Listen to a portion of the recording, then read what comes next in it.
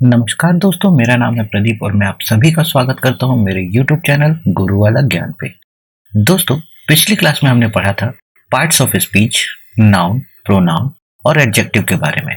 अगर वो क्लास आपने नहीं देखी है तो प्लीज लिंक नीचे डिस्क्रिप्शन में है, जरूर देख ले। दोस्तों, आज की क्लास में हम पढ़ेंगे वर्ब के बारे में। वर्ब को बहुत ही आसान भाषा में समझते हैं। जैसा कि हमने पिछली क्लास में नाउन, प्रोनाउन, एडजेक्टिव को समझा था, वैसे ही अब जरा इन सेंटेंसेस को ध्यान से देखिए। Ram is eating, I have a car. Children dance, Radha had 4 fox, she was taught, Sandeep is intelligent. अब अगर इन सेंटेंसों को हम ध्यान से देखें, वाक्य की संरचना में क्रियाओं का, जिसे हम इंग्लिश में वर्ब कहते हैं, का महत्वपूर्ण योगदान होता है। उपयुक्त वाक्यों में आए शब्द is eating, dance, was taught, have, had तथा इज से पता चलता है कि इनमें से प्रथम 3 किसी न किसी कार्य को संपन्न होने की सूचना दे रहे हैं तथा हैव एंड हैड से अधिकार स्वामित्व का संबंध है तथा इज से दशा का या कंडीशन का बोध हो रहा है। ऐसे शब्दों को ग्रामर की भाषा में वर्ब कहते हैं। अतः हम कह सकते हैं कि वर्ब को डिफाइन करने के लिए a verb is a word which denotes an action, state और position. A verb is a word which says something about a subject. Verb एक ऐसा वर्ड है जिसमें किसी कार्य के होने का, अधिकार का या अवस्था का बोध होता है। इसे और स्पष्ट रूप से समझने के लिए हम निम्नलिखित वाक्यों में वर्ब के प्रयोग पे गौर करते हैं। पहला, वर्ब डिनोट्स एक्शन, कार्यकलाप बोध क्रियाएं। The horse runs, we were walking, the earth moves, cows were feed, they will play, I read English. अब इसमें अगर हम ध्यान से देखें तो run, move, play, walking, feed, read ये सारे क्रियाओं का बोध कर रहा है। दूसरा, वर्ब डिनोटिंग पोजीशन और रिलेशन, अधिकार या संबंध बोधक क्रियाएं। I have a computer, king Dasharath had 3 queens, he has a sound knowledge of English, they have a beautiful house.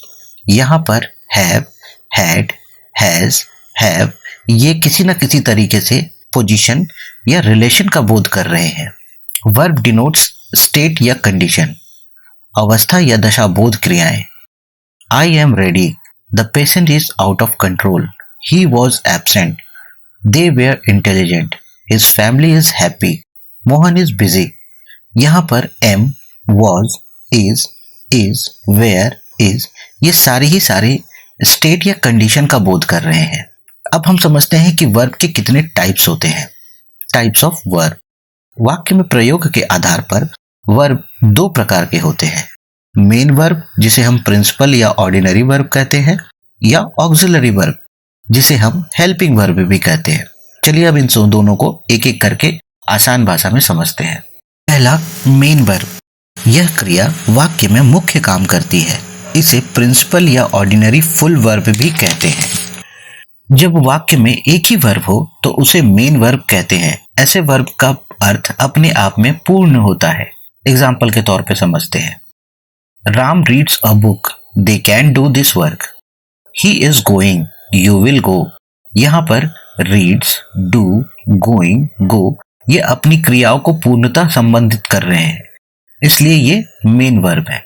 Auxiliary verb, the verb which is used together with main verb to help them in the formation of tense, voice, mood, etc.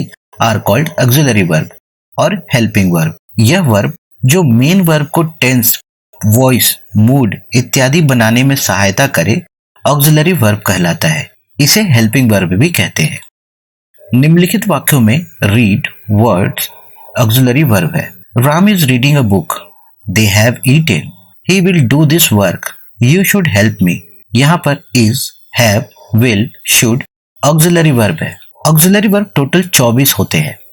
आइए इनको हम एक एक करके देख लेते हैं। am, is, are, was, were, do, does, did, have, has, had, ought, should, must, can, could, may, might, shall, will, would, need, dare, used to। दोस्तों, इन 24 वर्ब को अगर आप अच्छे से याद कर लें तो आप वर्ब की परिभाषा अच्छे से समझ सकते हैं। ऑब्जेक्ट्स टू द वर्ब को समझते हैं। हम जानते हैं कि वाक्य में वर्ब का इफेक्ट सब्जेक्ट पर पड़ता है। इसके अलावे वर्ब का इफेक्ट कुछ अन्य शब्द या शब्द समूहों पर भी पड़ता है। कर्ता के अलावे क्रिया का फल जिस शब्द या शब्द समूह पर पड़ता है उसे हम उस क्रिया का ऑब्जेक्ट कहते हैं। ऑब्जेक्ट प्रातः कोई noun, pronoun, noun phrase, noun clause होता है। ऑब्जेक्ट पता करने के लिए वर्ब के साथ व्हाट या whom लगाकर प्रश्न करते हैं। इस प्रश्न का जो उत्तर मिलता है वही उस वर्ब का ऑब्जेक्ट होता है। अगर कोई उत्तर नहीं प्राप्त हो तो ऐसा समझना चाहिए कि दिए गए वर्ब में उसका कोई ऑब्जेक्ट नहीं है। निम्नलिखित वाक्यों पर अगर हम गौर करें तो हम समझ सकते हैं कि वर्ब का ऑब्जेक्ट क्या होता है। चलिए अब इनको एक एक करके समझते हैं। चिल्ड्रन लाइक स्वीट्स, यहाँ पर चिल्ड्रन स्वीट्स पसंद करते हैं। लाइक हमारा वर्ब है, स्वीट हमारा ऑब्जेक्ट है। तो इस तरह से हम कर सकते हैं कि वर्ब जो है वो हमारा लाइक है और स्वीट जो है वो हमारा ऑब्जेक्ट है। वैसे ही my father reads a novel, यहाँ पर रीड्स हमारा वर्ब है, नॉवेल हमारा ऑब्जेक्ट है। Her mother loves her very much, यहाँ पर लव हमारा वर्ब है और हर हमारा ऑब्जेक्ट है। I love the beautiful objects of nature, यहाँ पर लव हमारा वर्ब है and the beautiful objects of nature हमारा ऑब्जेक्ट है। Ram is going to market, यहाँ पर वर्ब जो है वो इज गोइंग है और मार्केट जो है वो हमारा ऑब्जेक्ट है। यहाँ पर वर्ब जो है इज गोइंग है लेकिन इसका कोई ऑब्जेक्ट नहीं है। मोहन लाफ, यहाँ पर वर्ब जो है लाफ है लेकिन इसका कोई ऑब्जेक्ट नहीं है क्योंकि हमें पता नहीं है कि मोहन हंस क्यों रहा है। अगर हमें इसका कारण मालूम होता कि मोहन क्यों हंस रहा है तो वो उस वर्ब का ऑब्जेक्ट होता। मेन वर्ब को दो भागों में बांटा गया है जिसे हम कहते हैं ट्रांजिटिव वर्ब और इनट्रांजिटिव वर्ब। आइए इन दोनों को एक एक करके समझते हैं। Transitive verb, the verb used with an object is called transitive verb. The verb which takes an object is a transitive verb. A transitive verb is that which requires an object.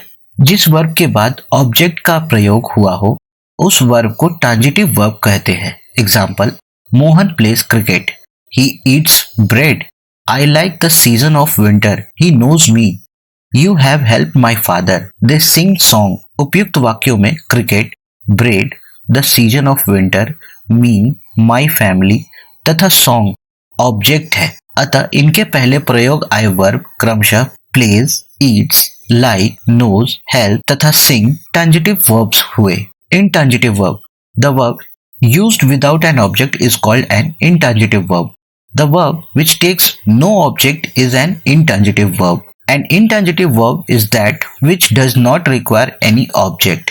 जिस verb के बाद object का प्रयोग नहीं हो उस verb को intransitive verb कहते हैं। एग्जाम्पल के तौर पे, Ram goes to market, Mohan laugh, she sleeps, I get up early in the morning, he rides slowly, we run on the road.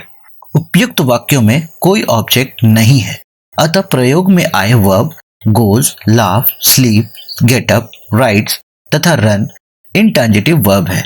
दोस्तों अब जरा इस बात को ध्यान से समझिएगा। कोई वर्ब ट्रांजिटिव है या इनट्रांजिटिव इसका निश्चय करने के लिए वर्ब के प्रयोग पर ध्यान देना बहुत जरूरी है। कुछ ही वर्ब है जिसके बाद ऑब्जेक्ट किसी भी स्थिति में नहीं आते हैं और वे हमेशा इनट्रांजिटिव वर्ब्स होते हैं, जैसे go, come, sleep, walk, move, fly, die, spit, sneeze इत्यादि। अधिकांश वर्ब के प्रयोग दोनों ही प्रकार से हो सकते हैं। जब इसके बाद ऑब्जेक्ट रहते हैं तब ये ट्रांजिटिव कहलाते हैं और जब इसके बाद ऑब्जेक्ट नहीं होते तब ये इनट्रांजिटिव कहलाते हैं। अतः हमें यह नहीं समझना चाहिए कि ईट, ड्रिंक, रीड, ब्रेड, सिंग इत्यादि वर्ब हमेशा ही ट्रांजिटिव वर्ब के रूप में हो सकते हैं या इनट्रांजिटिव वर्ब के रूप में।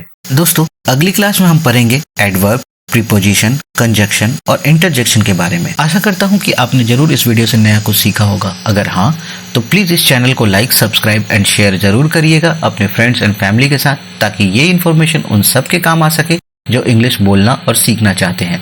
तो चलिए आपसे मिलता हूँ अगली क्लास में, तब तक के लिए goodbye, thanks for watching, जय हिंद।